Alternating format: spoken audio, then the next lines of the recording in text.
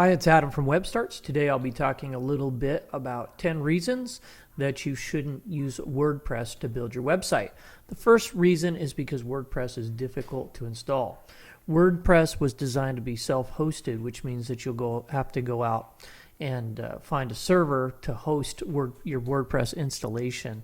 There is the ability to sign up at WordPress.com and use it, but you won't find the advantages that WordPress is supposed to offer if you do that, because it's really all about the alleged flexibility. But I'll get back into the details on that later, or talk more about that later. The bottom line is that to install WordPress, you'll need a server. You'll need to be able to put WordPress on that server, which means that you'll need to know specifications, and there's just a whole lot more to it than what you would think.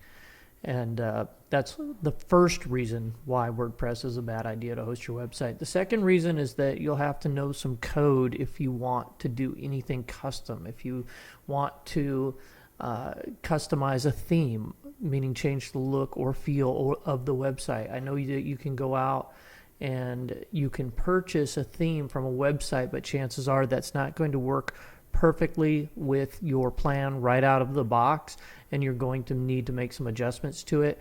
And if you don't know at least a little bit of HTML, CSS, and PHP, chances are you're not going to be able to make that work exactly the way that you want.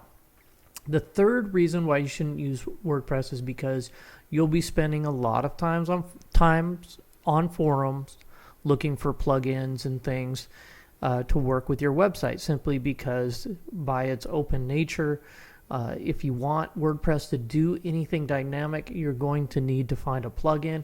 And since a lot of these plugins are created by people that are essentially hobbyists, they're oftentimes abandoned and they're not kept up to date. And if a plugin fails, it can sometimes bring down your whole website or your whole system. And if you don't have the technical skills, you're not going to be able to bring it back up. Number 4 is just that. If something goes wrong, where do you go for support with WordPress? Well, since WordPress is open source, they don't have any centralized support that you can call. There's not a phone number or email address or really any way to get a hold of WordPress in a centralized manner to fix your problems. And I imagine if you could, they probably still wouldn't support their product because it's open source and they allow you to do what you want with it. In other words, you didn't pay them directly for it. So it is possible to go out and hire somebody, but that's going to cost you time and money as well. Number 5 is that your WordPress plugins and your WordPress version itself will constantly require updates. So if you do get the right plugins and you install those on WordPress and they are maintained regularly, they're going to need regular updates. And that's the same thing with WordPress itself. And updates mean more time invested, and they also mean more problems when something goes wrong, which will go wrong when you update software. I assure you that. Number 6 is the fact that plugins will randomly stop working, and that goes back to the fact that WordPress is open source, so any hobbyist, any novelist, any wannabe programmer can go and create a plugin for WordPress.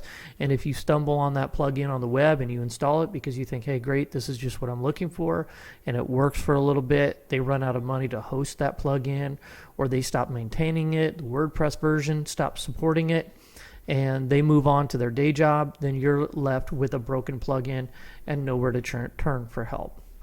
Number 7 is that your comments box will get overloaded with spam. Number 7 is the fact that your comment box will get overloaded with spam. This is guaranteed to happen because there are robots or bots that are written specifically to target WordPress comment boxes. And once again, due to the open nature of WordPress, it's fairly easy to do that. And there are a few plugins you can get to install that will slow down or stop that spammy comment, but you'll still be faced with the challenges of finding a plugin that has good support and installing it and configuring it the right way and so on and so forth. The number 8 reason why you shouldn't use WordPress to build your website is the fact that if you forget your username and password, you may be locked out of your site forever. So as a business owner or running an organization, you build your website with WordPress, you set up a username and password. If you forget it, if you lose it, there is nobody that's going to help you recover that password. So if you haven't set up a password recovery mechanism yourself, then you could potentially find yourself completely and totally locked out of your website, rendering it completely useless.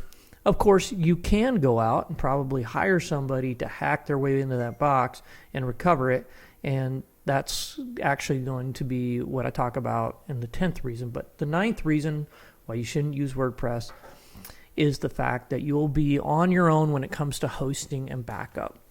So if you create a website and you upload your data and your data is living on that server, there's not just going to be a backup by magic. You're going to have a disaster plan. You're going to have to make that disaster plan and pay for it. So if you need additional server resources, you'll not only need to pay for those, but you'll also need to know how to configure them, and it really becomes an entire job itself.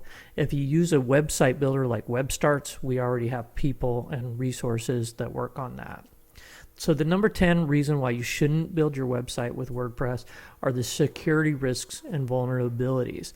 Due to the open source nature of WordPress, it's virtually impossible to make it so it can't be hacked.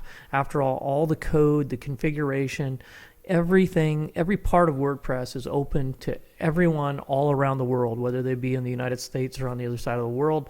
That code is open to the public, and so there are so many ways that you can create little workarounds to get inside of a server using WordPress or to hack into WordPress, and there's really not a good central support system to ensure that from not happening because of the open nature. So those are the 10 reasons why you shouldn't use WordPress. I want to recommend that you use WebStarts, of course. You can build your very own free website at webstarts.com and avoid all these problems. Save yourself a ton of time and a ton of money. Thanks for watching.